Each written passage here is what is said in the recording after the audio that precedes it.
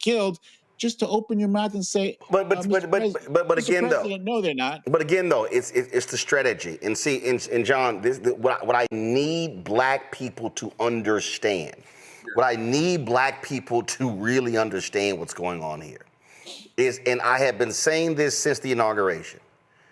Donald Trump, Stephen Miller, MAGA, this is about defunding black America. When you talk about the attack on the farmers, who was the person who sued the Biden administration when it came to their settlement with black and Hispanic farmers? It was Stephen Miller's legal group. Donald Trump said, oh, it was an illegal DEI settlement for those black people in Lowndes County, Alabama, who had sewage being backed up into their yards. They stopped that. They stopped the settlement. They stopped the lawsuit against the petrochemical companies in Cancer Alley in Louisiana that was killing black people. They stopped the lawsuit against the HOA in Dallas that didn't want black people in it. They stopped the lawsuits, the HUD lawsuit. They stopped again, they are clearly targeting black people. And I need black people to understand that what you're seeing right here is an embracing of white Afrikaners, individuals who were absolutely racist, individuals who beat black people. These people, and you're right, David Sachs, Peter Thiel, Elon Musk are all white South African men who grew up under apartheid, and they loved that particular system. And what we also cannot forget, there was this country was two countries.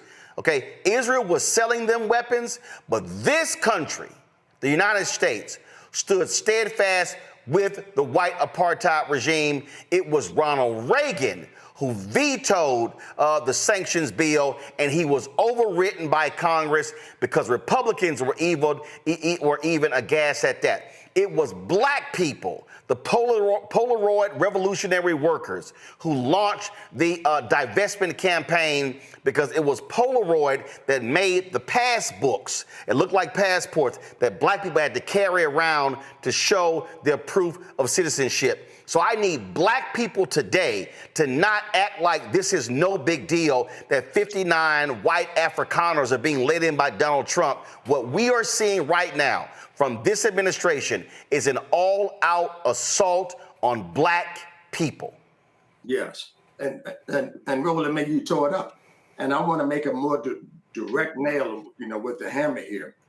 $5 billion that I worked 30 years to get in this country. I had to go through acts of Congress and marching and lawsuits. We finally get it. Stephen Miller and that bunch organized white farmers to sue us and organization and stuff in federal court and block $5 billion to black and other farmers of color in this country because they say it left out white farmers is what their sole argument was. And Roland, they sued us in all these federal courts in Florida and Texas, and that we had to raise money and come on your show and ask for help, all of these things. They done it because it was the money's the $5 billion was going to go to black and other farmers of color. Now they say, they say you can't do that. You can't pay the $5 billion because it's solely based on race. That's what the argument was in federal court. Now they want to bring white farmers. I'm gonna keep saying it, but somebody starts calling it what it is, and their families into the United States, and help them, give them a path to citizenship. And what it says on this executive order, it says right here, refugee resettlement is what they want to do. Resettlement and other initiatives.